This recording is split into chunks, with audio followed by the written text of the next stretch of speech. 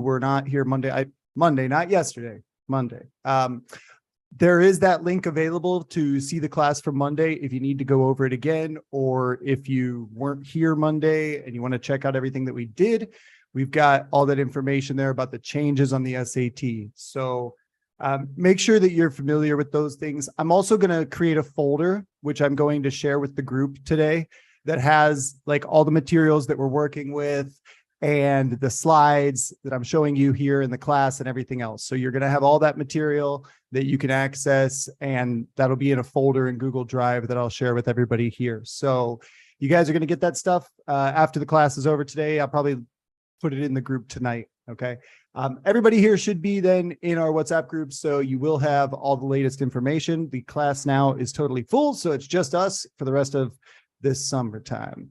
So, I want to start just by reminding us of the most important strategy for this test. This is something that we talked about towards the end of the class on Monday. So I'm going to share my screen real quick and see what we remember.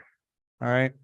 So I talked about this, that we need to think about the approach to each question. There's a method here that we need to memorize and master. Okay. So just like how in math, there's that order of operations. You know, first you do these things and then you do these things, right? You do your exponents, then you do your multiplications, right? Stuff like that. So the same kind of thing is happening here with our English questions.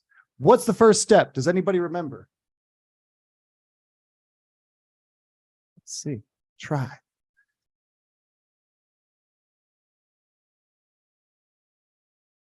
Nothing? Yeah, Araldo, what do you think? I'm not sure, but I think it could be like first you have to like see the possible solutions. I don't know. Okay. There's one thing in particular we really want to start by looking at first. So think about the components that we have, right? All right, Mariana. Read the question. That's the one. Yeah, we want to start with the question. Okay.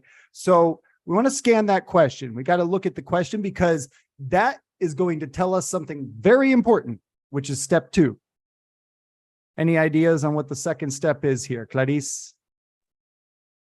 I think it's like the type of question.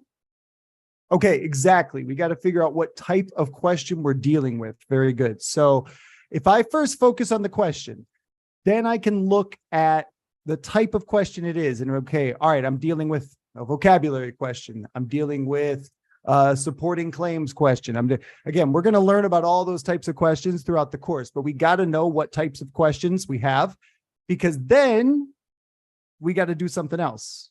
The type of question is going to tell us what? Step 3. This is probably the harder one to remember at this point.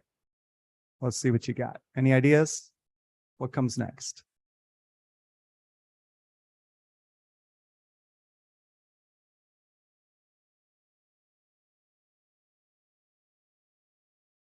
All right, I'm going to give it to you this one. So the third thing is we got to decide how much to read. Okay. The type of question is going to determine just how much we have to read. All right. That's the important thing here. So you don't always have to read the whole paragraph. In fact, a lot of times that would be a bad idea. So what we want to do is go, okay, I see what type of question it is. What's the right strategy for that type of question? What do I have to look for? Where do I need to go in the text? That's how you're going to get faster. And that's the key to doing well on this test. We got to improve velocity. So after you decide how much to read, then you're going to extract the information you need. You're going to pull that information out, and that's what's going to give you, the info that you need to succeed here. And from there, then we're going to be able to actually record our answer, right? So maybe use the acronym CIDR to help you remember, right? You're going to scan, identify, decide, extract, record. So I'm going to scan that question, identify what type it is, decide how much to read and where, and then I'm going to pull that information out that I need and record my answer. Okay. So that's the method we got to use for all of these things. Hello, Sebastian. I see you here. How's it going? Hi, how are you? Good, good. All right. So I just want to review that real quick because I think that's really important for us as we go through this process. We need to know this strategy. This is the strategy that we're going to apply to every single one of our questions in the English portion. And it also kind of helps you with the math portion too, like understanding what kind of question you have is going to make it easier for you to think, okay, then what's the best way to resolve this problem? It's a similar approach for math, except we don't have to go to the text. We have to go to the problem, right? So I want to talk a little bit about how we work with vocabulary questions. For each kind of question, we need to know how to identify it quickly. And fortunately, that's pretty easy because they typically use the same type of phrase or some key words that we can learn and then quickly identify these questions. My goal, like by the time you guys get done with this course, you should be able to identify some types of questions instantly, like not even reading the whole thing, because you will just know like, oh, I see this word, I know what to do. That's how you get good, okay? So there are two different phrases that could appear when we're dealing with vocabulary, all right? First, you might see one like this. Which choice completes the text with the most logical and precise word or phrase? The key words there at the very end, word or phrase. If you see that, that means it's a vocabulary question. Simple as that. 30% of the questions are vocabulary. Don't forget that, 30%. All right, so that's 30% of your grade in English are vocabulary questions. So you're going to see this a lot. Whether you get an easy module or a hard module, you're going to see this a lot. There's another way it could be phrased too, and that would be which choice completes the text with the most logical transition. Now, if I see the word transition, I know I'm dealing with vocabulary, but specifically connecting words.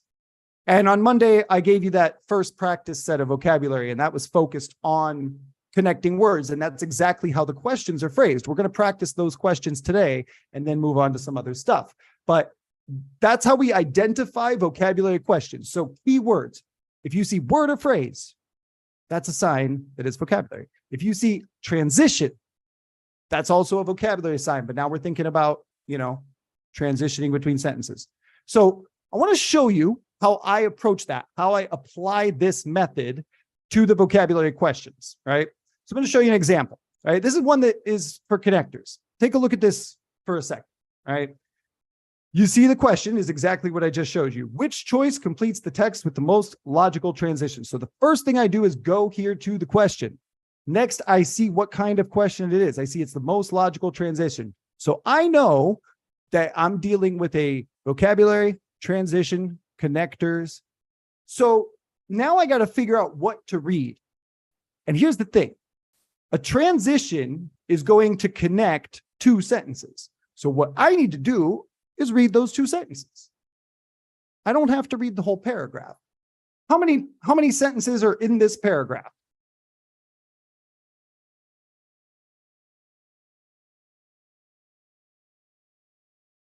Six. Counting six? That looks like 6 lines, but not sentences. 3. 3. I see 3. I see 3 periods, right? So one is after Paris, one is after Painter, one is after Flourish. Now I see the blank is here. So it's right after Painter, but it's before this other sentence. So what I got to read is like this stuff around here. I got to read the sentence before and after the blank so that I know how to transition. Okay. That's the way it works. Now, if I just start reading this, right, she was studying firsthand the color saturated style of France's modernist masters and began to make a name for herself as a painter. Shergill longed to return to her childhood home of India. Right away, I'm looking for key information here. Like, how can I figure out the transition? Again, it's pretty clear to me that there's a difference here. There's France, where things are going okay, but then also she wants to go back to India. So like, there's a contrast here. There's something different. And so with that specific detail, with that information, I can conclude which connector I should use. We looked at this quick on Monday, so I won't spend a lot of time explaining it, but still would be the best one because it's the only one that kind of does a contrast or something different, right? So that's how I approach this. I do not need to know about November 1934. I do not need to know about, the first sentence doesn't really help me at all. It doesn't matter. So why would I read it? Why waste time? It's not asking me about when it happened. It's not asking me, about whether it was the ideal city. It's just trying to get me to connect two sentences. So I'm just going to focus on that stuff. And that's how I'm going to get it. All right. So that's how we want to approach our vocabulary questions, especially when we have connectors. We got to read the sentence before and the sentence after. And that way we can minimize the work that we spend. We can answer this very quickly. Now, take an example that is just a generic vocabulary question. This one, again, the question is, which choice completes the text with the most logical and precise word or phrase? So now I know I'm definitely dealing with vocabulary. I've got these 4 options, right? Recognizable, intriguing, significant, useful. But I got to go to the blank. I got to take a look at that area. Now, in this case, because it's not a transition, I really don't need to read much more than the sentence it is in. Okay, so I'm just going to focus on this sentence, right? And as I read it, I see it says, because this trait right here, I have to pause for a second. What is this trait? What is it referring to? If I see this, what does this mean?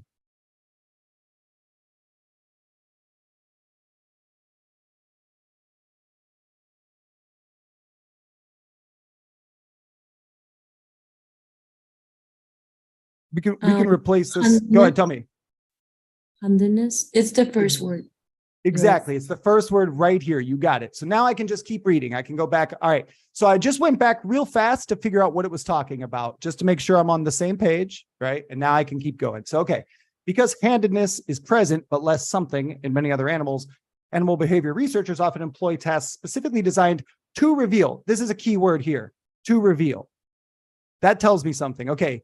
This handedness is less something, and so they design experiments to reveal. So that should give me a clue as to which answer is correct. Aurolio, got your hand up? What do you think? Probably letter A. That's what I think. Recognizable, right? Recognizable is something you can see, something you can recognize. So they're telling us that it's difficult to do that because we need to make these special experiments to reveal that information. So by picking up these key words, I've put it all together. And yeah, I'm going to mark recognizable number 5. Easy peasy. Okay. So that's how we have to approach vocabulary questions. We're going to do a lot of these throughout the course because you're going to do a lot of these on the exam.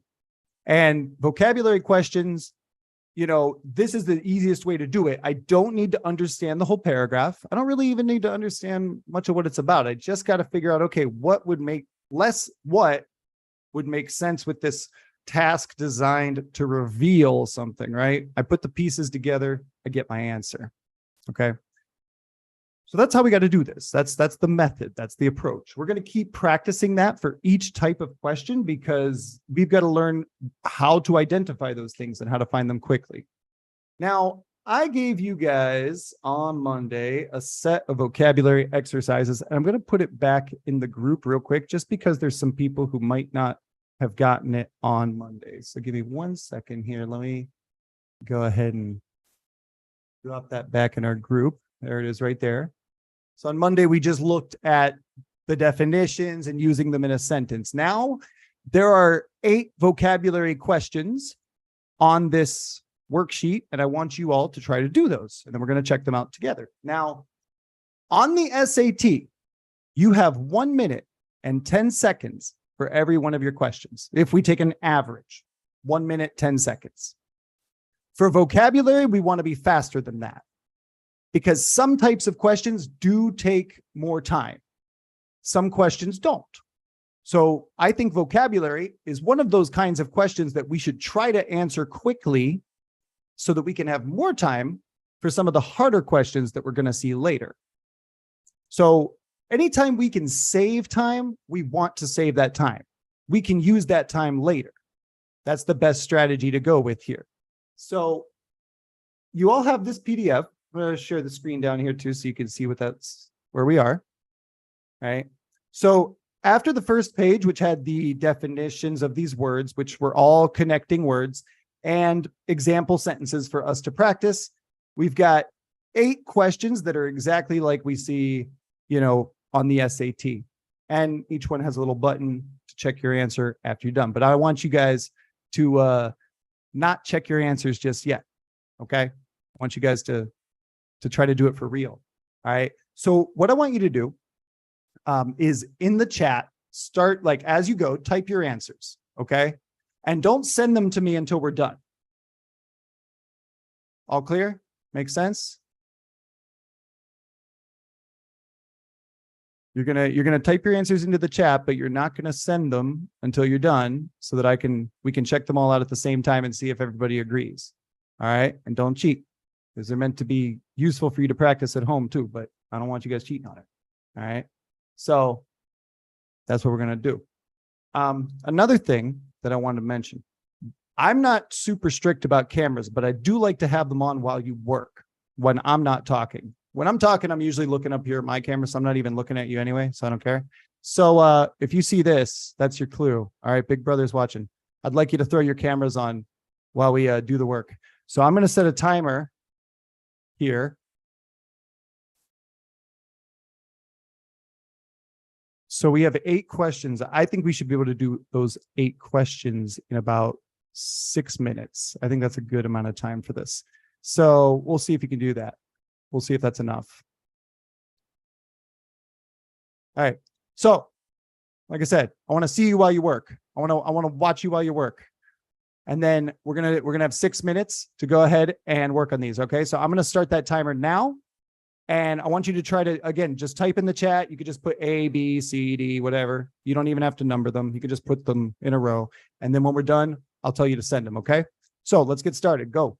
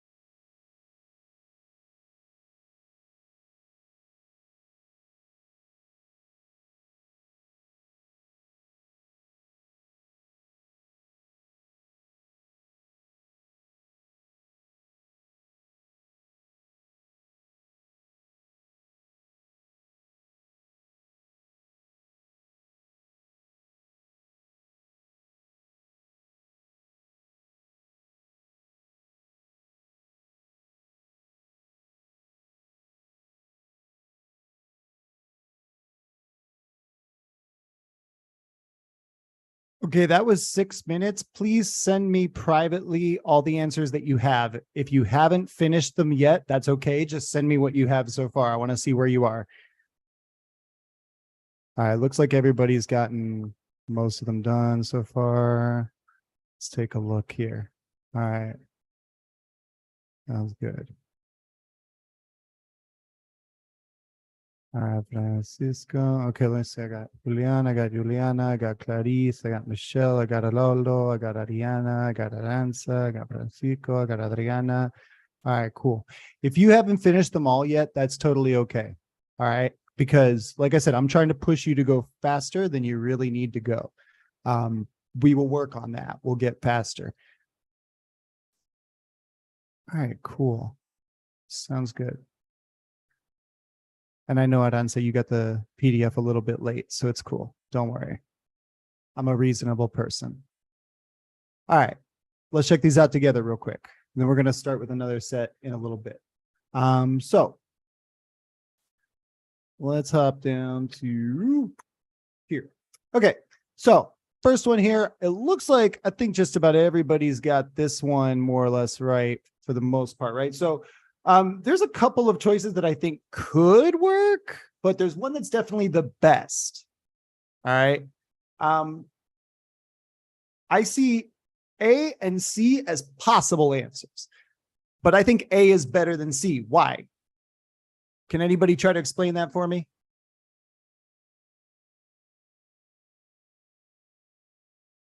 Why would you rather have conversely versus curiously?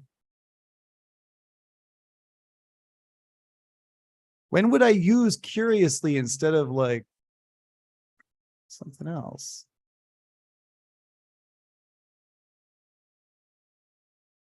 No ideas? Pretty much everybody marked A, so you should know, should have a reason. What do you think, Aranza? Tell me what you think. Why would you mark consequently here? Because it sounds better than all the other options. All right, I would agree with that statement. Let's think about what that word means, right? Consequently, it's a consequence, right? So if I look at the first sentence, I hope you didn't read any of this stuff. If you were reading this stuff, you were wasting time, people. Don't read that stuff. That stuff there is unnecessary. All right, that's a waste of your time. All I need to look at is this right here. Okay, so I see that it can help reduce stress, improve sleep quality, and strengthen bones and muscles. All right, so if you do those things, consequently, it helps to protect against diseases, right? Like if you're sleeping well and having stronger body and you have less stress, that should lead to that consequence, right? So that would be the best choice. And that's what we got done here. Curiously would be useful maybe if like it was a completely different idea. You're like, curiously, the same is true in dogs.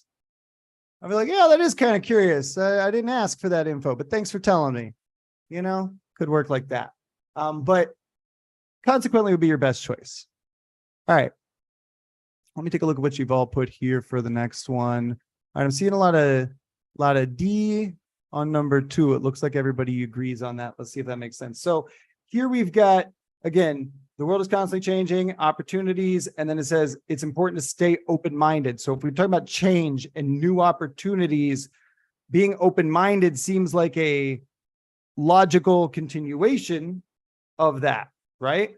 So I would agree. I think therefore is the best answer. That's like the next step, right? If the world's constantly changing, you need to be open-minded. You got to keep an open mind. So, and it also even adds on to that if you were to keep reading by doing so, right? So clearly it's a logical progression here. I want to use therefore. All right. For the third one, another transition. All right, let's see. I want to scan your answers here. I'm seeing some C's. I'm seeing some, mostly seeing C's. I'm seeing some A's too. Kind of interesting. All right. So we've got, seems like a bit of a split. I'm curious, Mariana, you said C. Why? C because I don't know, I thought it was a great one because it connects very well the first sentence and the second one. Okay. Um, Connect. I want to hear some more explanations. Francisco, what do you think?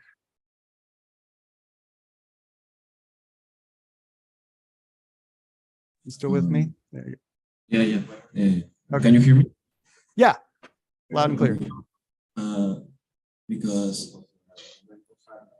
in the first sentence, there is an idea being presented, and then by saying, however, there is a connection with the second sentence.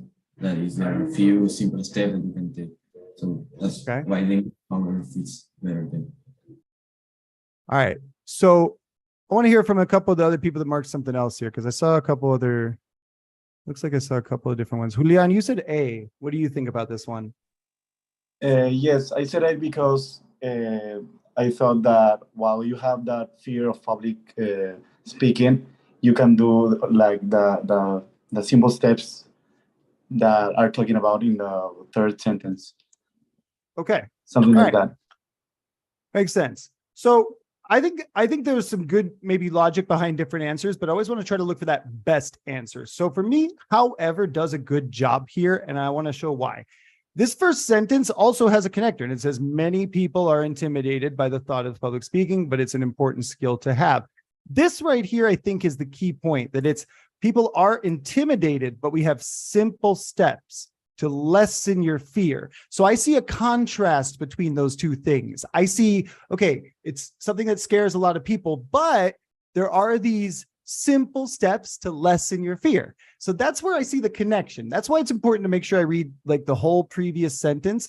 If you just read here, if you just see it's an important skill to have, and there's a few simple steps, I might be more inclined to choose meanwhile.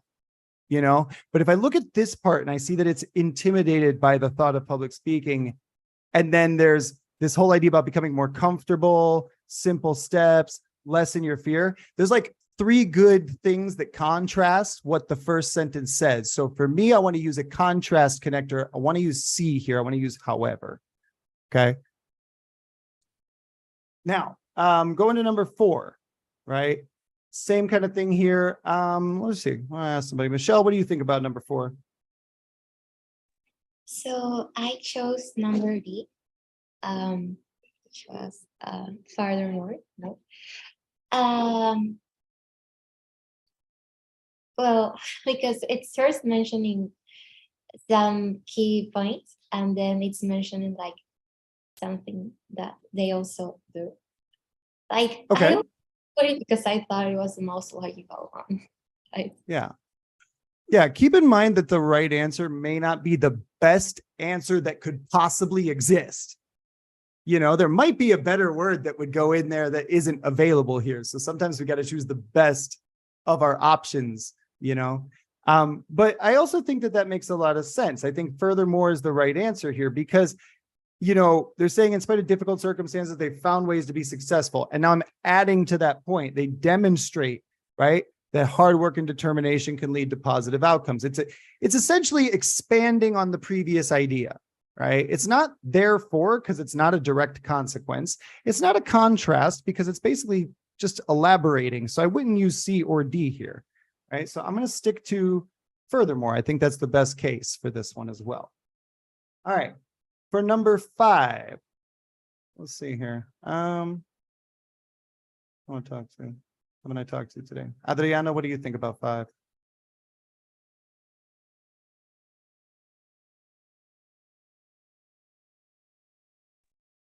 Okay. For me, nevertheless makes sense because and they contrast two different things. That as mentioned, he felt stuck in a rut.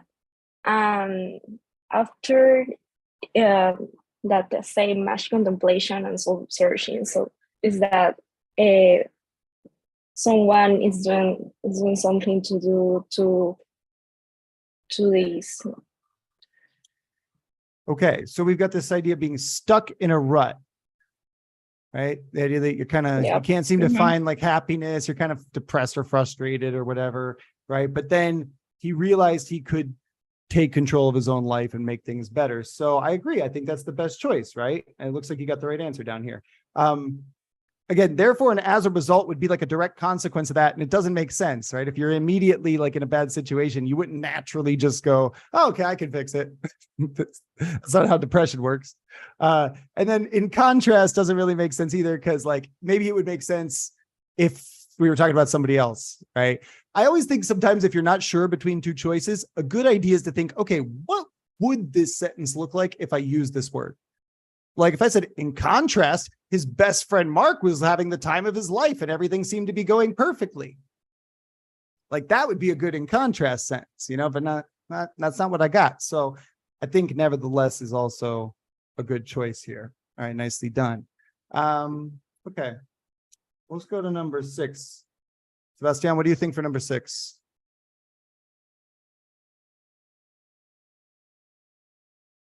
Oh, I didn't get there. Okay, didn't get there yet? All right. So let's take a look at it quick. Work on it with me. So in this case, we have it at the beginning of the sentence, at the beginning of the paragraph.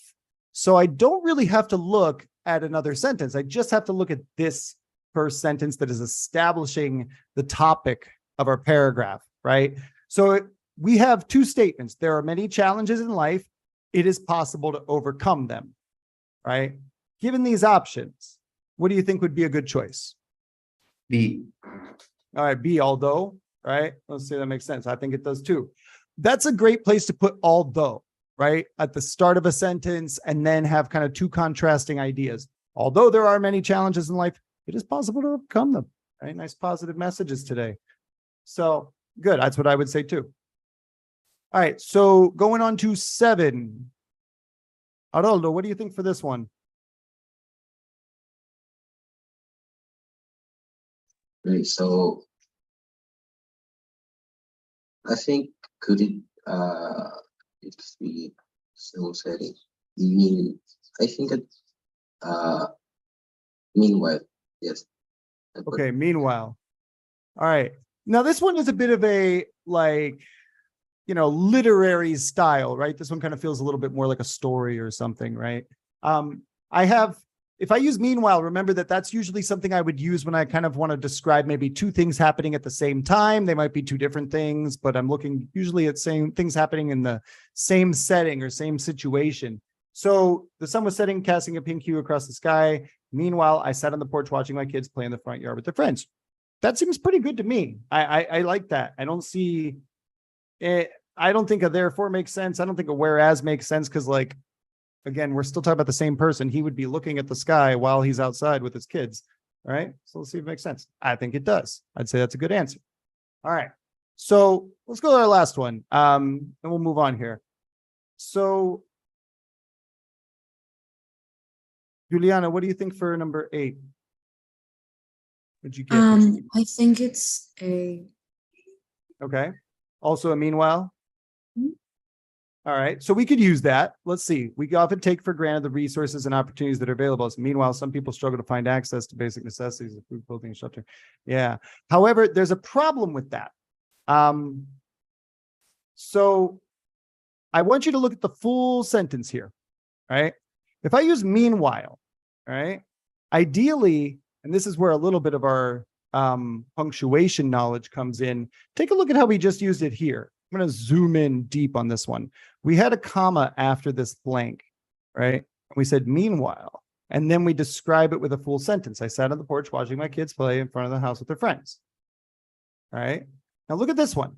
It says, blank, some people struggle to find access to basic necessities such as food, clothing, and shelter. This is like the first half of the sentence, essentially. And then it says, we have unlimited possibilities at our disposal. This part and this part seem to contradict each other. There seems to be something that doesn't match up. Which option could maybe work here instead?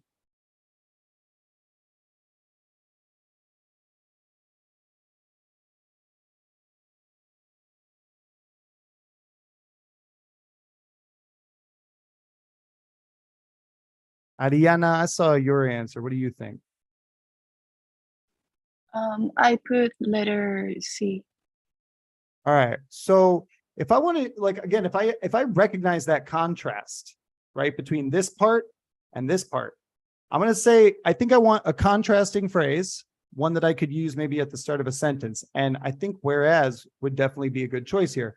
Whereas some people struggle to find access to basic necessities such as food, clothing, and shelter, we have unlimited possibilities at our disposal. This concept of inequality. So, meanwhile, doesn't work with two different clauses here. I can't have these two parts of a sentence with meanwhile, right? Usually I would use meanwhile, comma, and then just explain the situation that was happening at the same time as the previous. Whereas in this case, I have two different ideas that I need to contrast. So I need to use a phrase like whereas, okay? So that would be your best choice here. Now, again, we're going to continue to do a lot of practice with these words, but something I think you all should do is like make a note, write down some things as you do this class. If there are some things that you make mistakes on, make a note of it. Think about, okay, what words should I continue to practice? What things do I need to get better at? Because that's how we're going to do this. That's how we're going to get better. You guys have to be willing to put in some of that practice time. Okay. Like I said on Monday, and I'll repeat it again for everybody here today, because I know there's some new people today. Ultimately, you will determine your success on this exam. Okay. You have to put in the work. We grow up today. We're going to keep growing up as we go through this course. And whether you choose to take that time or not to practice extra stuff is going to determine a lot of your success. Okay. So that's what we want to be doing here, is thinking about, okay, I screwed up number 8. I'm going to make a point to like review the word whereas, look for some more examples, make sure I understand how to use it. Because I guarantee you a word like that is going to show up on the SAT. And, you know, this is your chance now to identify that opportunity to get better. All right. We're going to shut that down for a second here, and we're going to go back to our slides. We're going to talk about another kind of question here. So, and something else I wanted to say just before I move on real quick, we're going to bounce around quite a bit in this class. Okay. I'm not going to just do vocabulary for an hour and then like keep doing that stuff. Like we're going to bounce back and forth between topics quite a bit. I know that may be a little confusing at times. Trust me, it's good for you. Like it's what we need to do is try to remember stuff. And so putting some space in between those activities is going to help you do that. So I want to talk a little bit now about punctuation, because punctuation is the second biggest part of the test for English. Okay. I mentioned this on Monday, 30% vocabulary, about 17% punctuation, 18%, depending on how you round up or down. So we're talking about literally like, you know, half your grade are these two types of questions, vocabulary and punctuation, half your grade. So if we can just get good at those two things, we can at least get a pretty decent score. Like we can get a respectable one that, you know, won't make us feel bad about ourselves. That's nice. All we got to do is focus on two things and we can get good. We focus on the rest, we'll get great. All right. So these are the two areas that we're going to spend a lot of time on. And I want to give you the 7 punctuation marks that you have to know. I swear, these are the ones that show up on the test all the time. And if you don't know how to use one, you're going to have a bad time. Okay. Because essentially every punctuation question tests you on multiple kinds of punctuation. Like if you have 4 answer choices using different punctuations, then you got to know all of them. So we got to learn a little bit more about these. Now, I want to start with the easy boys, because I think these are the ones that like we all are pretty familiar with in English, but it's always good to review very quick. Period. All right. Full stop. Finish a sentence. These are sometimes the right answer. You will sometimes see questions that tell you to like use punctuation to sort of combine maybe 2 sentences, to use a connector. But you might have the option to just use a period and start a new sentence. And that might be the best option. Okay. So keep that in mind. Like using a period could be a good thing to do, especially if we're changing topics, changing subjects, or we've had a really long sentence and we don't want to make it much longer. Might be best to just put a period. The comma has a few different functions. The first one is to add pause or emphasis. A comma is literally for making a pause when you are reading out loud or reading a book or something. It tells you to slow down for a second. That can also be used to add emphasis to things. I want to make it clear that will not be the right choice on the SAT for that reason, because that's subjective. Whether you want to put emphasis or not is up to you. Okay. So they're not going to ask you to like, the right answer would not be a comma for emphasis, because that's subjective. It's not something you can like follow strictly to a rule. It's sort of the writer's choice. Okay. But where you will see a lot of questions about commas is in extra information. We use commas to add information to our sentences. Sometimes it's just extra details. Sometimes it's like a final thought about something. Commas have an important role there. And that's where a lot of questions go. A lot of punctuation questions test you on your ability to use commas correctly for additional information. Then we got the apostrophe. The apostrophe is used for two things in English. One is when you want to conjunct your words, right? You've got, or contraction, conjunction, depending on how you call it. So if you've got the word it and is, you can make its with the apostrophe, different from its without the apostrophe, right? You have and not, you can say haven't. This is basic English grammar. I don't feel like I have to explain it more. Possession, though, we use it a lot for the possessive S, like, you know, saying Andrew's, whatever. This is Andrew's class, right? My friends, plural, apostrophe after it, house. All right. So I find that sometimes the SAT likes to ask questions about this possessive S to see if you know the right place to put the apostrophe, because gringos have problems with that. Remember that this is a test made for gringos. All right. This is a test made for American people. You get to take it, but it's for American people. And that's something that we often screw up as native speakers. And so it's something that typically shows up on the test at least a couple of times. I would not be surprised if you get at least one question about that specific thing. Major point about commas. I guarantee that you need less commas than you think you do. However many commas you think you should put, you probably should put less. Like a lot of times the answer will be no commas or less commas than you think you should put, because I've noticed this from my years of teaching. Like Spanish has a tendency to use a lot of commas. I've seen people write entire paragraphs that are just like comma, comma, comma, comma, comma, and like one period at the end. That is not acceptable in English. That is not okay.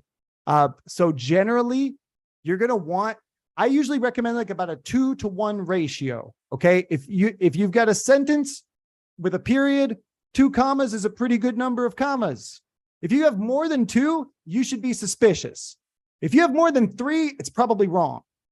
If your sentence has 4 commas, there better be a damn good reason why you have 4 commas. Okay. I can only think of a few situations where that would be a good idea. Most of the time, you're going to want to limit it to 2, maybe 3, depending on how the sentence started. Do you have any questions about these 3 before I move on?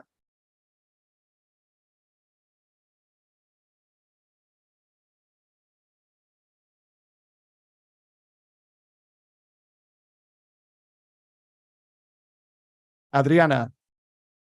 Sorry, yes. Can you explain again how many commas is normal to use in a paragraph Sure. or in a sentence?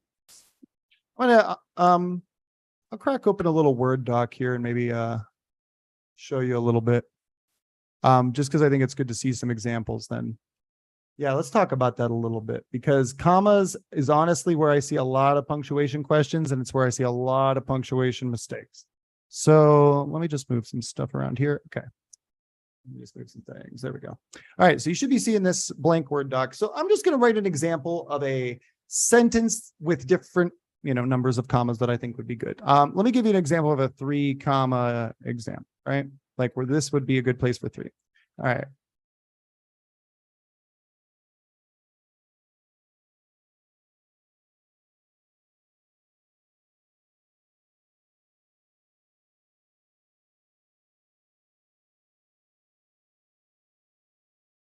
Okay. Here's a case where I would have 3 or maybe 4 commas, but this time I got 3, right? I want you to see 3 commas here and why it's okay. All right. I am using 2 commas here for this part which is for extra information. Okay. I have one at the beginning of this and I have one at the end of this, and this is my extra information. I could delete this part and the sentence would still be okay. Right. But since I'm putting that extra information in the middle of the sentence, I'm going to use 2 commas. I got one here and one here. I also have one here because I started this sentence with an adverb. All right. So this is a good example of how I could use 3 commas in a sentence. And I'm this is just because of the adverb at the beginning of the sentence, because I said, unfortunately, I'm using a comma. Anytime we start a sentence with an ly word, we're going to use a comma real quick, just to start. And then we've got this extra information part, which is going to use 2 commas. And now we've got a good example. Now, I could make this a decent 4 comma example. And this is not what I would normally recommend to do. I don't think this is a great way to write, but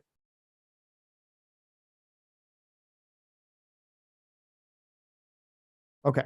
So say, for example, I did this, right? I added another piece of extra information, right? And again, I use another comma for that. So I could have 2 pieces of extra information. One is in the middle, so I have 2. One is at the end, so I have 1 there. One is at the beginning here. I wouldn't normally write this sentence this way, though. I don't think this is the best way to write, because you're kind of like, you're not following a consistent line of logic. But this could be okay. I could accept this if they were asking you what to do here, or maybe here. You could say, all right, well, all this is okay, so I'll throw in another comma. This will be a couple examples of where you could use more, but generally speaking, you're going to want to limit your comma use. I would say most of the time in the SAT, if I see more than 3, I should be immediately suspicious. I should probably assume it's the wrong answer. You normally need less of these. We're going to see some examples, some more examples of this today. But generally speaking, what they're looking for is to see if you know where to put these and when to put these. Okay. So a lot of times, let me give you some examples of just 1 comma that are good,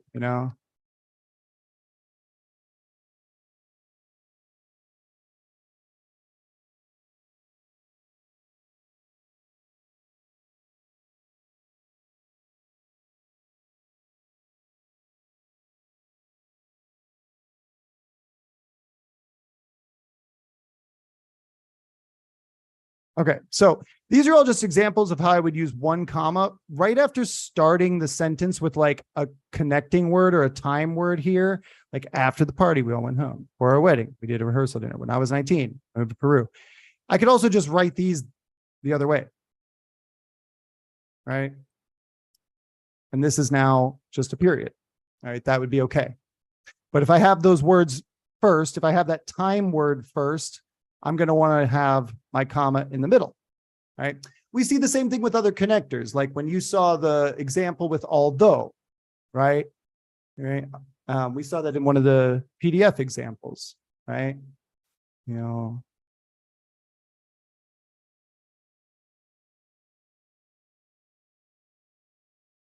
Whatever, I'm just paraphrasing. So again, I have a connector first, and then I have this comma in the middle. So that's another good rule to keep in mind. If you see a connecting word maybe at the start of the sentence, they might ask you about what to do here. And so you might want to have just 1 comma in the middle. For example, that could be a situation that comes up. Juliana, you got a question? Yeah. Are there any transition words that need to have a comma after them? Like immediately after the word? Yeah. Yes, there are a couple of cases like that. One of those I would say, like, that's very common is however. So I usually use that at the start of a sentence, and then immediately after it, I use a comma. All right. The same is true for nevertheless, which, as we saw, is very similar to however. So you would use a comma after that. And then, like I said, all the ly words, like if you say unfortunately, curiously, interestingly, you're going to use a comma after those, right? So remember your ly words, which are called adverbs. Just remember that. Those are the main ones. Yeah, Thank you. you're welcome.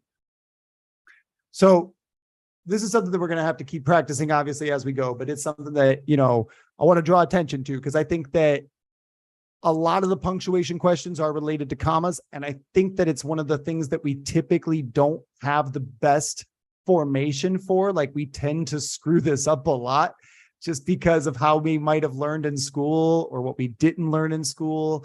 And I know even for myself, I've had to like review the rules a little bit, because it's easy to get into like bad habits, you know, and not fully understand that you're doing something wrong. Like, it feels okay to you because you've been doing it for a long time and maybe nobody ever corrected you. So we're going to pay some attention to those comma questions. Okay. So like I said, you need less of those than you think you do. You're going to want to probably have less commas than you might want. Okay. Hopefully we'll get a little more accustomed to that as we go through.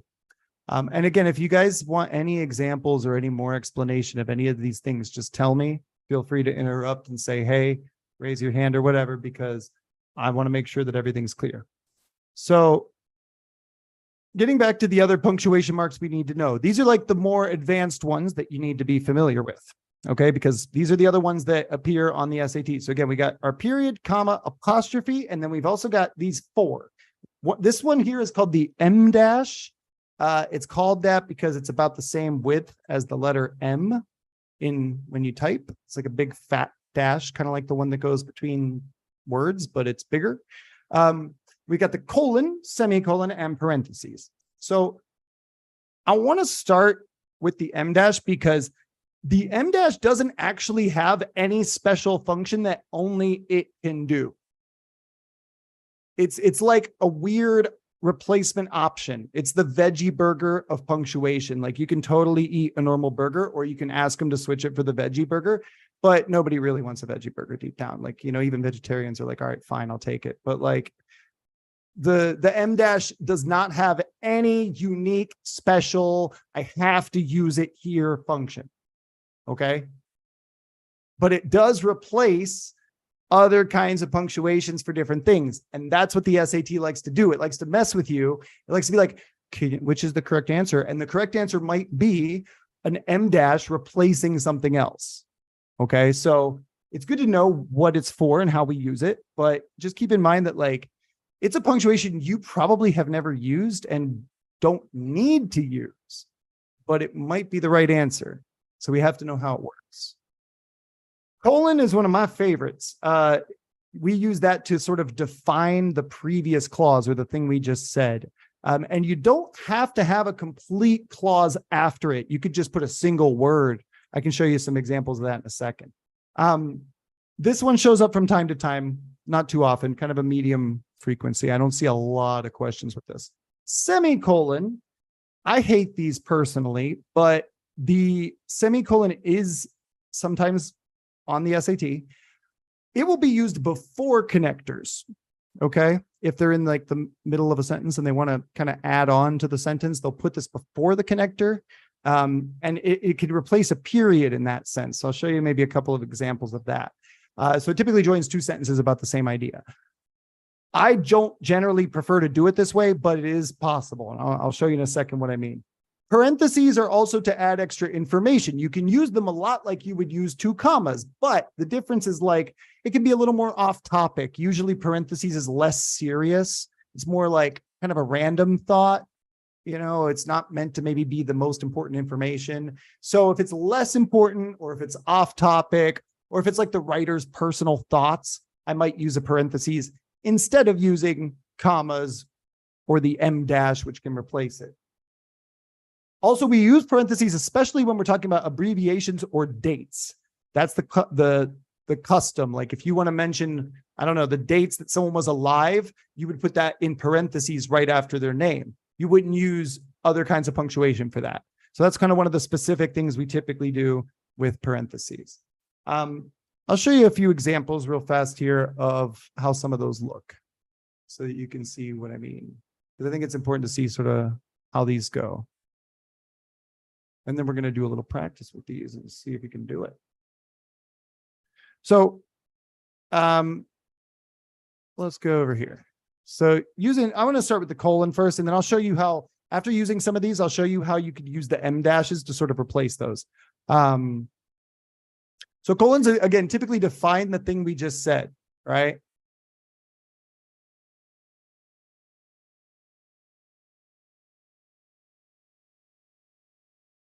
Okay, so let's say I have this sentence right here. Everything seemed to be going great, but deep down, there was a big problem, right? Now, I could make another sentence here and be like, that problem was, and explain what it was. That's one way to do it.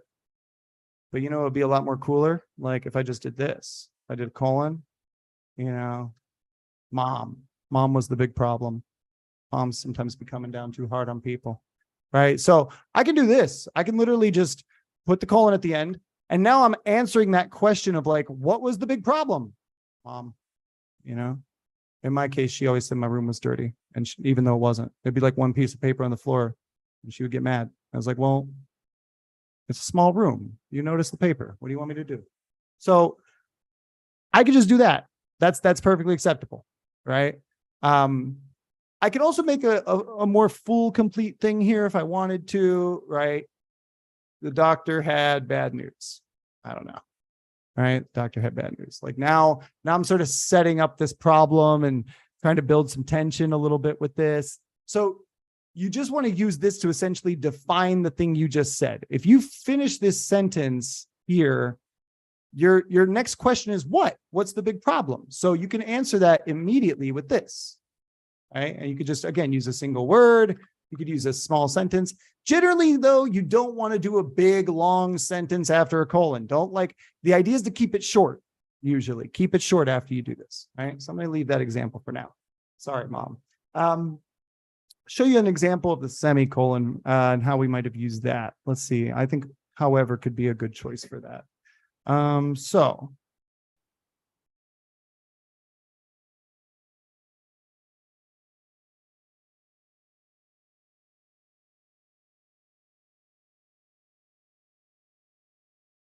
okay. This is how I would prefer to write these two sentences. I would say a lot of people are bad at saving money. Full stop, period. However, comma, there are apps now that let you save small amounts easily. Cool. Another way to do this is to use a semicolon here and then not capitalize this and still use your comma. I personally hate this, but it is acceptable. And sometimes this will be the best answer on the SAT. So just know that you can put this semicolon before those connectors that you would put at the start of the sentence. So if for some reason if you got this, right, and they give you, let's say there's a blank space here, right, and where they're asking us what's the best way, I would probably suggest the best answer be a period and then the word however and then the comma, but maybe that's not a choice. Maybe that's not the options they give us. So remember, we have to pick the best answer from the list we got. And maybe the list we got didn't include what I consider to be the best answer. Not that I'm the authority on writing or anything, but still. So if I see this, I would go, oh, okay, that's acceptable. That is acceptable, right? This would also be acceptable. They're probably never going to give you both of these at the same time though, because they're both technically okay. And it's kind of subjective as to whether one is better than the other. I personally hate semicolons, but there are other people who love them. I assume those people are psychopaths, but I don't know. Maybe I'm wrong. So just understand that you can use the semicolon to replace a period if you're trying to connect two sentences that would have been totally fine as two separate sentences. I know it's a little confusing. We'll see some examples today to help out. And then parentheses, like I said, extra information. If I go back to this, for example, this example that I gave you with 4 commas, I could technically turn this into parentheses instead of commas, you know? But that changes the feeling a little bit. Like now this detail seems like it's less important. It kind of seems like it's an extra thought that I didn't need. And I feel like that detail was kind of important for this sentence because we're literally saying this prince was in exile and then he got assassinated. So the detail about running away from his country seems pretty important to me. I would probably want to make sure that that's given fair consideration, right? But we could use parentheses for extra information. That's one way we can do it, you know? Now, a good place to maybe add some parentheses in some of these things, maybe if I want to add some extra information, like, you know, the birth year, right? Like, I think like it was like, I don't know. I think they sometimes use that, right? Let's pretend he had a range of years, right? People didn't live that long back then, so we'll just give him 24. All right, so like we're telling me here how long this person lived, right? The prince, 1024 to 1048, he was 24 years old, you know. That was not bad for life expectancy back then. So there's a little extra detail that I can add. For example, here, that would be acceptable. That can go before the comma as well. That's okay. You know, I could also maybe throw in here, right? I don't know, the name of the kingdom or something if I wanted to, right? With just a little detail. So again, I want to use parentheses for extra information, but like, you know, stuff that's not the most important details, things that are kind of optional details that I didn't have to present necessarily. So, you know, it could be a little more off topic. It could be a short detail piece of information. So now I want to talk about those M dashes for a second. The M dash can essentially do what parentheses do. It can do what a colon does, and it can do what commas do. It's just a matter of choice. It's a matter of preference. So I could take these commas and replace them with M dashes. I don't know why it highlighted it. There we go. All right. So I could replace these with M dashes. That is perfectly correct. It's 100% correct. There's nothing wrong with that. I could take my colon example. I could replace that with an M dash. That's perfectly correct. There's nothing wrong with doing that.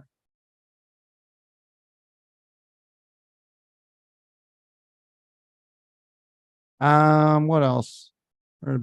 I could also replace this comma with M dashes if I really wanted to, and then just finish my sentence with a period. That's okay too. Nothing wrong with doing that. That's how it works. You just replace things. It replaces commas for extra information. It replaces, you know, it can replace parentheses for extra information. It can replace a colon when you want to add that quick definition. That is all acceptable. And because, like I said, it has no specific purpose of its own, a lot of people don't use them. I'm one of the people that doesn't use it. I don't really like it. It's my personal preference. I don't use them. Some people do. If you want to see some examples, there's a website I like to recommend that I would encourage you to read a little bit every day, just to get familiar with this, because I can guarantee you, I've done this a bunch of times in my classes, but I'll show you real quick. This website, Vox, is a news website. For some reason, they love M dashes. They're like, I don't know if, look, there's one in the title right there. Like, I feel confident that I can click on just about any article here and I will find examples of M dashes. There's one right there in the first paragraph. There's one, third paragraph. There's one. There's another one. Like, they use it all the time on this site. I don't know why they love it so much, but they do. So you can kind of read articles on here, and I think you'll get a feeling for like where they use them. It's a good place to see it in action and get comfortable. Like, if I look at this sentence, right? This is also a good example of parentheses. When the U.S. Consumer Product Safety Commission, or CPSC, we're introducing the abbreviation, announced in mid-December, it would consider its first ever health regulations on gas stoves. Why am I using a comma there? Can anybody tell me? Why are they using a comma?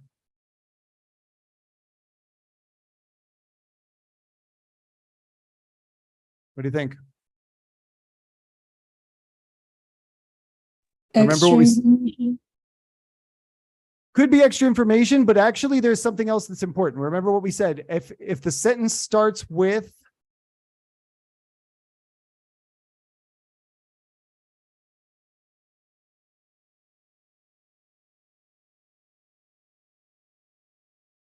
look at the first half of the sentence.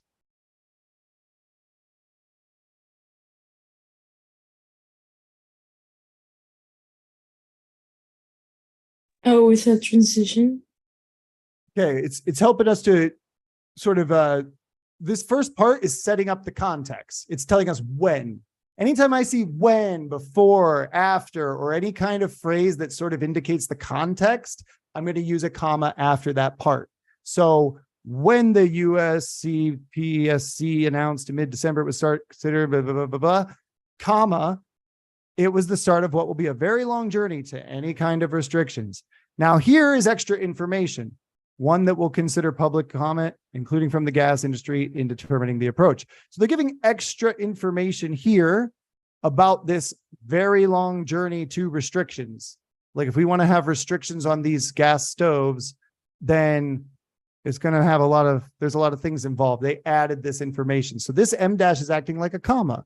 Now, some people like to use these here because look how they have other commas. Remember what we said about the number of commas? You don't want to have too many. So sometimes it's a good idea to mix it up. Like they already had 1 and then 2 and then 3 in this sentence. This would have been number 4. I told you we don't like 4. So right here, they're like, all right, we'll change it to an M dash, right? To get like that extra information to change it up a little bit. But this could be a comma. It could be. It would be fine. You know, there's nothing wrong with that. It would be a lot of commas in a sentence. So maybe that's why they prefer to do this. But the point I want to make with these is just that they replace commas for extra information. They replace parentheses for extra information. And they replace colons when you want to like define something that you just said. So you can use this instead of those. All right. And sometimes the right answer in the SAT questions are going to do exactly that. So far, any questions about the punctuations?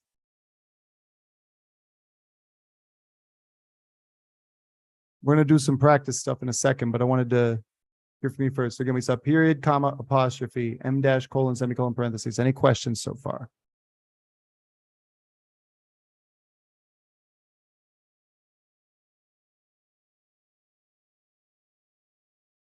All right. If not, then let's take a little break. We're going to take 10 minutes. Okay. And then we'll get back to work. So yeah, it's 4:13. So 4:23. I'll see you back here.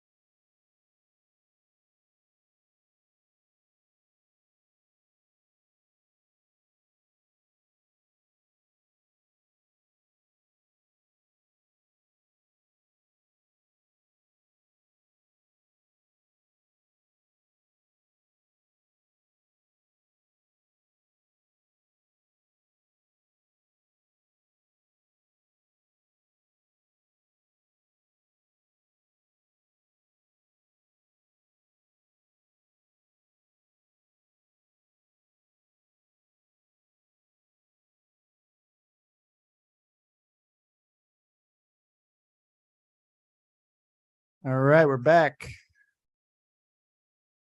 We're going to go ahead and do some punctuation practice now. And I want to go over real quick the questions. Let me get a show of hands to make sure you guys are still here. Just give me a raised hand if you guys are here. You're back. You're ready to go. Want to make sure we're good. Love what I see. I love them all going up. Beautiful. Excelente. Let's go. All right. You love to see it. Good stuff. Okay. Thank you very much. All right. Excellent. Now, let's just talk real quick then. So we understand a little bit about how these punctuations work. We're going to try to put it into practice, but I want to talk about how we can identify these questions on the SAT. Because again, we got to implement our strategy. What's the first step of the strategy? Identify the type of question. Right. We want to find out the type of question. So we got to look at the question first, right? That's step one. We're going to identify the type of question. And we do that so that we can what? What's step three?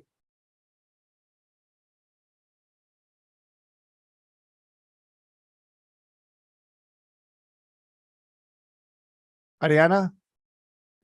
Decide how much you want to read. That's right. We got to decide how much we got to read. Exactly. So we're going to scan the question. Then we're going to go ahead and figure out what type of question it is. Scan to figure out, then decide how much to read, right? And that way we can extract the information and record our answer. All right. We got to remember that 5-step process. That's how we're going to do every single question. Okay.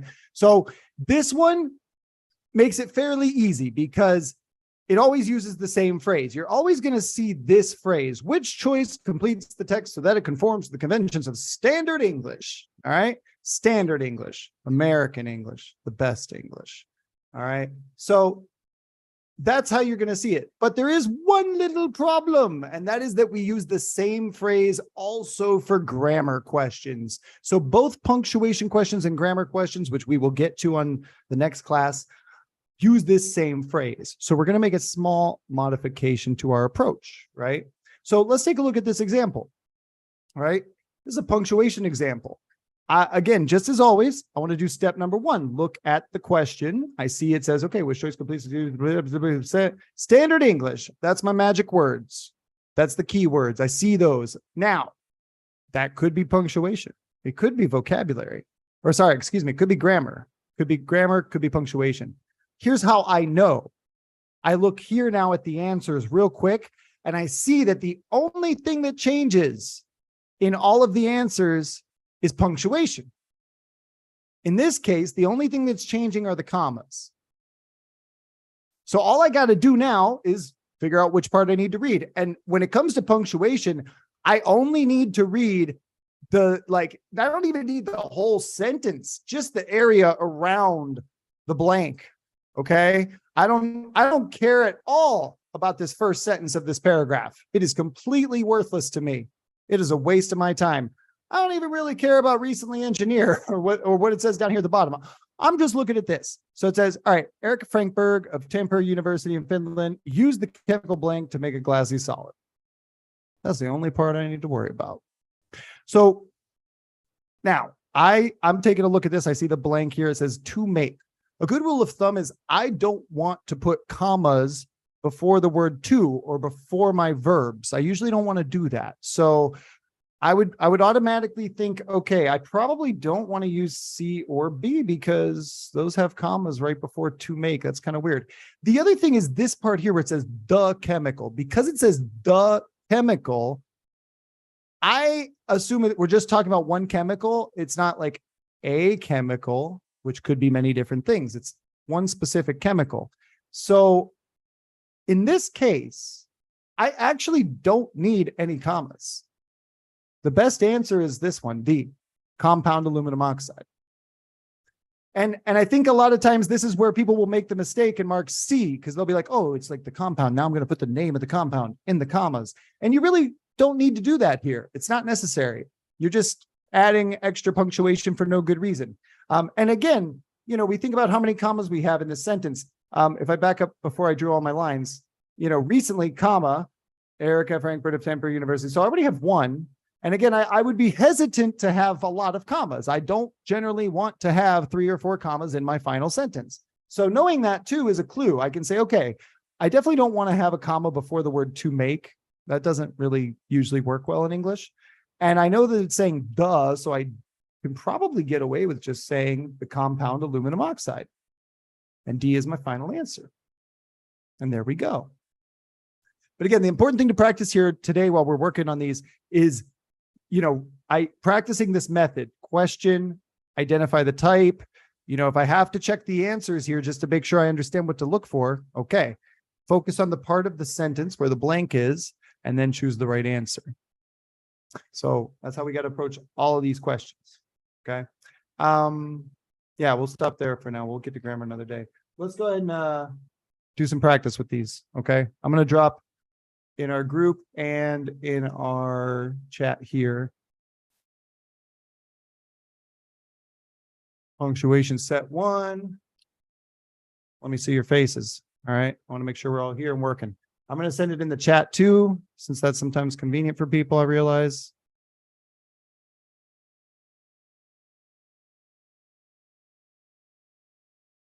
All right. So this has just 5 questions, 5 punctuation questions. Again, we have 1 minute, 10 seconds, but we should be able to do these faster. I'm still going to be generous today since we're working with some new stuff. We'll set a 5-minute timer. Okay. I want to see you while you work. I like to see you while you work. I like to see your faces. I like to see your thinking faces. You guys look funny when you're sitting there thinking. You're like, scratching your heads real hard and stuff. There's Tyler's thinking face too. Looking good. You're looking more and more Mexican by the day, Tyler. Just so you know. So, all right. Tyler may someday be teaching you guys this class, so that's why he's hanging out here. He's not taking the SAT with you guys. Don't worry. So, all right. So I got a timer set for 5 minutes. Does everybody have their file? We good to go? You can give me a visual, a little confirmation. We're all good. I want to make sure I don't cut you guys super short. I'll give you like another minute to get it open and ready to go. It's the punctuation set 1. And again, it's 5 questions, all about punctuation. Let's see what you guys can do. All right. So I'm going to start the 5-minute timer now. Let's go.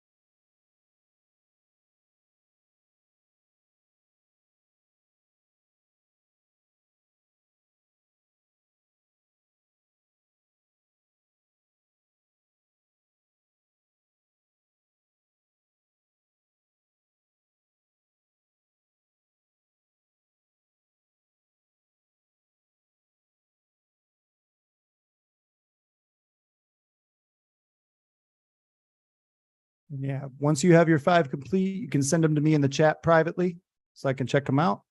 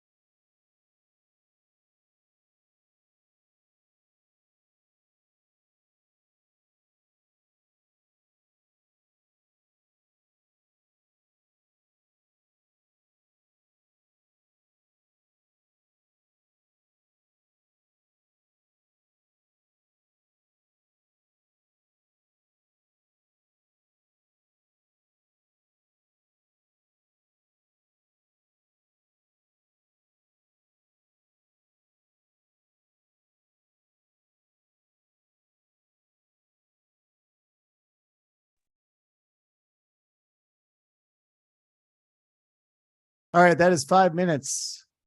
Goes by fast, doesn't it? I like that about this new test. You know, we used to have to like freaking sit here and wait for 20 minutes while you guys read a whole freaking text that was the size of a whole page. It's so much better now. It's so less lame. All right, I got almost everybody. I think I'm missing one here. And if you don't have it yet, just send me what you got. Don't be shy. It's okay if you didn't finish yet. We're working on that. But I think I got almost everybody here. All right, let's start taking a look. So again, that was 5 minutes. You have 5 minutes and 50 seconds in real life to do all that. So ideally, we should be getting faster. We want to be better than the time we need because, you know, we want to be able to save some of that time. If you think these are hard, wait till you see what we got coming up next. So let's take a look at these together a little bit real quick, and we'll move on to the next thing. So the first one here, kind of like similar to that example I just showed you in the slides, but there's a little twist to this one. So it says a new compound blank. Now I'm looking through the answers. It looks like everybody said B. Yeah, I don't see any disagreement there. And I would agree. Now, in the example I showed you in the slides, it said the chemical compound aluminum oxide with no commas. But in this case, it says a new compound. And also it's using a formal noun. It's like a formal name. It's a brand name. So it might make more sense in this case to separate that name with the commas, right? To make it really clear what that name is. It's like a new thing. We haven't heard about it before. It's got a specific brand name. So if you said B, comma, Grapplo-Flex, comma, then that's a good answer. I would say that's the right answer here for that situation. Now looking at number 2, I think this is where we're going to have the most division. All right, I see some B's. I see some C's. I see an A. I see a D. Yay, I love it when everybody's got different answers. That's a lot of fun. All right, so let's take a look at these. Let's think about what we talked about before. So I'm looking here when I see the question, I see standard English. I'm looking and I see the only difference, everything uses whereas, but the difference is the punctuation. So I just want to go and kind of like look down, just read this sentence. I'm just going to go to this sentence, which for some reason really hard to select sometimes. It doesn't always want to like select it, but whatever. Okay, so it says, for example, hawk will soar down high into the sky and swoop down to catch its prey. Blank, a sparrow usually stays close to the ground and flits from tree branch to tree branch. All right, so now let's take a look at these. I would not want to use A because I'm not going to put a connecting word in between 2 commas. Okay, we're not going to do that. So those connectors, they can be at the start of the sentence, which means that they are after a period. We also talked about how we could connect them using a semicolon. That's an option in some cases. So if you were thinking maybe B could work, I think that has some potential in this case. At the same time, some of our connectors don't require that punctuation at all, as a matter of fact. For example, I could also use another word here, while, or even the word but with one T. Big difference. So I could say, you know, a hawk will soar high in the sky and swoop down to catch its prey, but a sparrow usually stays close to the ground, or swoop down to catch its prey while a sparrow. I could use a few different simpler, connecting words. And whereas is one of those words. Whereas is a word where I actually don't need to necessarily have the punctuation there. So I could really just probably leave it blank. C would be the best answer. Less is more in this case. Now, if it was a bigger, like a more complex connector, like meanwhile, however, then I would recommend the semicolon before, and then the word, and then a comma. I would personally recommend a period and then the connector because I think that's better, but that's just my personal preference. So in this case, I don't really want to use, I'm not going to use that semicolon so much here because as it stands, there's also not a lot of other punctuation here, and we're just comparing two different things. It's not like I'm setting up like a whole new sentence. I'm comparing two things. I don't want to break it up with a stronger punctuation like a semicolon or a period. I just want to keep it flowing good, nice and smooth. So yeah, a lot of people miss that one. Again, maybe whereas is a good word for you to study. I think we saw some errors on the previous stuff where we looked at with that too. So in the vocabulary, we had that word too. So that's one that we might want to practice more. Look at number 3. I'm looking at your answers. I see some C's. I see some B's. I see a lot of B's. I see a few C's. Looks like just B's for the most part. A couple C's. All right, let's take a look at these. So it's at the end of the sentence. So I can just, again, I'm just going to read like this right here. I don't care about anything else. None of the if you spent time reading about the Incan Empire, I'm sure you'd love to hear about it, but you don't waste your time, guys. Don't waste your time. Okay. All right. Although they were eventually defeated by European forces, remnants of their culture still exist today throughout Latin America. Blank. Now, there's a few different options here. We got parentheses, we got a comma, we got a semicolon, and we got a colon. Now, looking at this. Let's go process of elimination for a second. I don't think this is just like a side point that I would want in parentheses. It doesn't seem like something you wouldn't really throw parentheses right there at the end of the sentence, at the end of the paragraph. That just seems kind of weird. And it doesn't seem like it's like a side note or some like unimportant detail. So I don't think A is a good choice. B, illustrating the profound impact it had on history, the comma. That could work. That could be okay. C with a semicolon doing the same kind of thing. Why would I want to use a semicolon there? Because I feel like if I use that, it's going to be to make like a new sentence almost. Although they were eventually defeated by European forces, remnants of their culture still exist today throughout Latin America. Semicolon.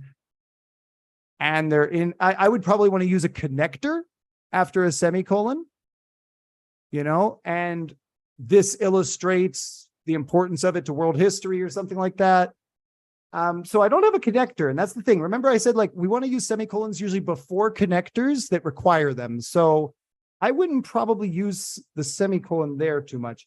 I don't think a colon makes sense either. It's just, it's not defining, right, throughout Latin America. Like, it wouldn't make sense to add that there. So we'll see. B looks pretty good to me.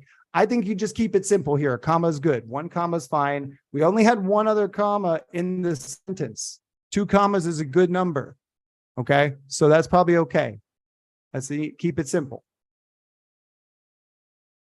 Look at number 4. All right. I see some C's. I see some D's. I see a lot of D's and C's. Okay. It's pretty much a split between D and C. I want to hear some different opinions on this one.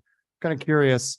So, Mariana, you said D. Why? I put D because well, we already know that the vector is however, so we know that we can use it with a period or a semicolon and a comma. So I thought that, well, the only answer was that one, the semicolon and the comma, and it connects the first first class to the second class. Well, and it doesn't make a lot of like punctuation. All right. I think your logic is pretty good there. I would like to hear an argument though, maybe for another answer, since I saw a few different ones. Adolo, you mentioned possibly C. What do you think about that one?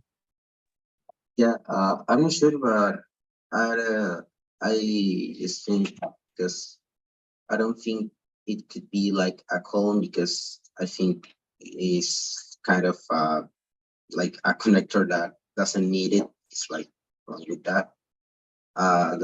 That letter B, I wasn't sure to separate too much the ideas. Probably the semicolon was before, and I would really was in between the letters C or D, and I decided by B really just because. All right. So I think it's good that you're using that process of elimination. We're going to talk about how we can really use that a lot in some of our other question types, but I think it's important to try to do that. If you're not sure, at least get it down to that 50-50 choice. If you get it down to two choices and it's a coin flip, that's okay. You know, so thinking about what we said before, if I have the choice, let's say we narrow it down. I agree with your analysis of A and B. I don't want to put a semicolon after a connector. I use semicolons before connectors if I'm going to use them. So I don't want to use B. A doesn't make sense because it would have to be referring to the darkest times. It would have to explain what those times were. Like if it said darkest times, the United States Civil War, great answer, because that's what it was. That would explain the darkest times. But it doesn't do that. So like, that's not what's going to work. So it's got to be C or D. Now, think about back to what we said about the semicolons. I can use them before some of those bigger connectors. And after I use however, I'm always going to have a comma. So knowing that detail, I need the punctuation on both sides here. I could have done a period, but I didn't. So I think your explanation was really good about that. Like, that's exactly what I want to do. He guided us through some of our darkest times, semicolon. However, comma, his own life was far from easy. All right. So again, it's that style choice of, I could have just made those two separate sentences with a period, but I didn't. So that's the best answer. So yeah, I'm going to go with D right there. All right, Michelle, tell me what you think for number 5. So for number 5, I chose C. Yeah, there it is. This guy right here. Okay, why did that make sense for you? Okay, can you move up, please? Sure. Yes, so it says 3 factors. I think it makes sense to mention what those factors are, so that there's the need of the 2 points.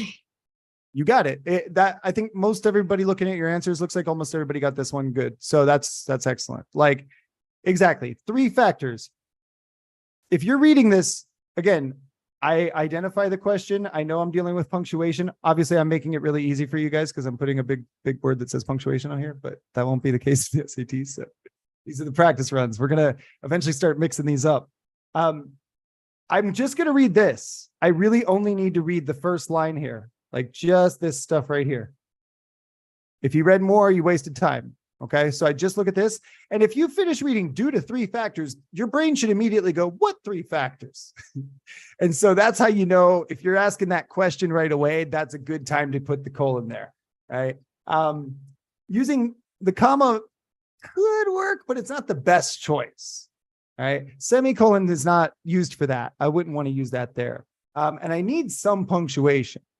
It wouldn't make sense to say 3 factors and just go straight to cleanliness, okay? So C is your best choice.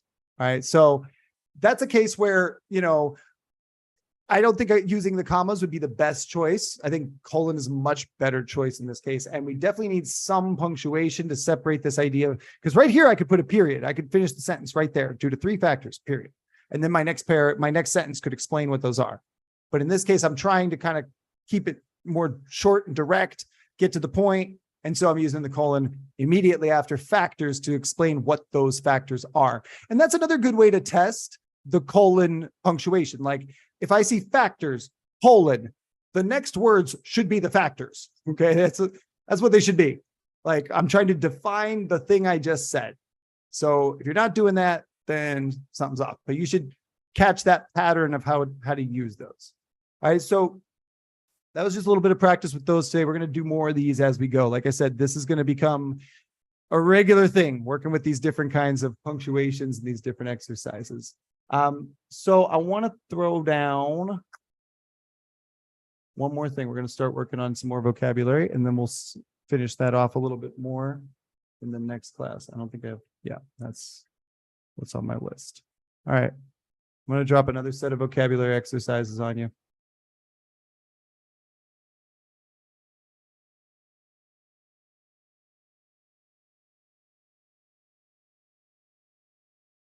All right, I sent them in the chat, sent them in the group. You got them in both places. Okay. So just like we did with the first set, we've got a section here to work on the definitions and then practice putting them in a sentence. So first, I just want you to do the definitions. So go ahead and take a few minutes to try to put those definitions in. If you're not sure what they are, it's okay. You know, try to figure out where they might go. And then if you get it wrong, that's fine. Or if you want to look up the definition, fine, but at least try to put them in yourself. Okay. Try to figure it out for yourself before you just go Google everything. We got to try to stretch our brains. All right. So this one has acumen, ameliorate, conundrum, detrimental, erudite, intransigent, ostentatious, and precarious. All right. So I'm going to give you 5 minutes to work on those definitions and we'll check them out together.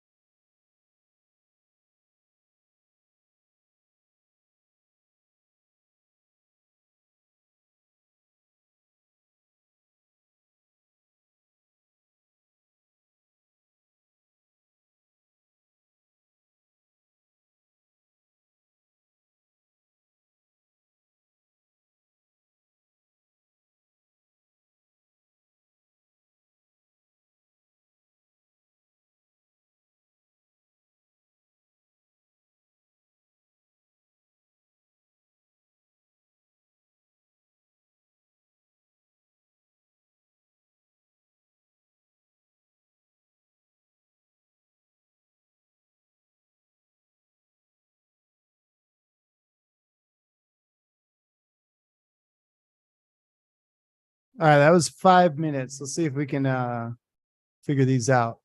If you don't have them all done, that's all right. We're gonna keep moving a little bit. We got a lot of stuff to do. Let's see here. I want to call some people for some things. Francisco, give me any definition you want. Freebie, you pick. Oh, okay, the first one is ameliorate. Okay, ameliorate, to make better or to improve. That is correct. Very good. Yeah, it's like the same word in Italian, funny enough. I learned that in Italian class. Yeah. Ameliorate, to make something better or to improve it. All right, I like that one. Thank you. Let's see here. Clarice, tell me what you think for the second one. Detrimental. All right, detrimental, right? Something detrimental is something harmful or damaging, bad for you, something along those lines. All right, good. Julian, give me another one. A difficult problem or riddle, conundrum. All right, good. A difficult problem or a riddle, a conundrum. Yes, you have a conundrum. You don't know what to do. All right, I like that. Juliana, how would you define unwilling to compromise or change one's views? Yeah, it's intransigent. Very good. Intransigent. Yeah, that's a tricky word. Did you just know that one? No, I had to look it up. Okay. All right. It's cool. I was just curious. Something I want to point out real quick with that word, like sometimes obviously on the test, you don't have a dictionary and you don't get to Google. So if you do see some words that maybe you're not so familiar with, sometimes you can take a second to just try to break them down a little bit, and maybe get an idea of what it means. Like, I'll be honest. I had to look that definition up myself just to refresh my memory, but I had a good idea that it was that answer because in trans, like I see the trans part and I think, okay, transfer, transition, transportation. Like we usually think about that as something changing or moving. And then that in part can mean like the negative, like if you're incapable, right? You can't do something. So I kind of thought about that and thought, okay, maybe that could be then that not wanting to change or not wanting to like move a perspective. And I also thought about the gent part as sometimes going with your mind, like intelligent, so I tried to break it down into parts and get an idea of what it might have been, and then I Googled it and I was on the right track. So yeah, that can help you sometimes. All right. So we saw ameliorate, we saw conundrum, we saw detrimental, we saw intransigent. Michelle, what about precarious? Not securely held or in a position dangerously likely to fall. Okay, good. Yeah. Kind of dangerous. It's in a dangerous position, right? It could fall. It could break. It's dangling off the edge of the cliff, All right, good. Aranza, give me anyone you want. Wait. Characterized by great knowledge, scholarly, erudite. Okay, erudite. Yes. Yeah. That's an old Latin word. It means that you're not rude, that you've been educated. So yeah, it means you're usually we refer to something as an erudite as somebody very smart, very educated, kind of like a scholarly person, right? Very like an old professor at the university could be erudite. All right. Mariana, what about acumen? Keenness and depth of understanding, insight, or discernment. Yeah, you got a sharp eye, you got acumen. You're like very precise, very intelligent for, picking things up quickly or identifying what things are. Okay, good. And then I think that just leaves us with ostentatious, which would be showy, designed to impress others. You're trying to show off. You're ostentatious, right? That guy that rolls up in the yellow Ferrari, right? Like showing off all these guys being very ostentatious. Maybe that's what you think of. I always think it's good to try to picture some of these things. Imagine them in your head. Helps you remember. Now, Monday, we're going to have English. Tomorrow is math. Okay. Monday, though, we're going to be doing English from now on. So the Monday classes are going to be with me. And then Wednesday, Thursday is going to be double math days because honestly, the math stuff I think is harder than the English stuff. As we go, if you feel like you need more English prep and maybe you want less math prep, we might be able to start make some flex days towards the end of the program. We're going to always try to be flexible with you people. So just tell me if you need something. But next week, each Monday, we're going to cover new question types and talk about the strategies for each one and practice the ones we did before. to where I hope the last couple of weeks are just lots of practice with lots of different questions so that we can get really ready for the test. Okay. So please try to be here every session that you can. And thank you for being here today. I appreciate it. So I will see you on Monday, and Pili will see you tomorrow.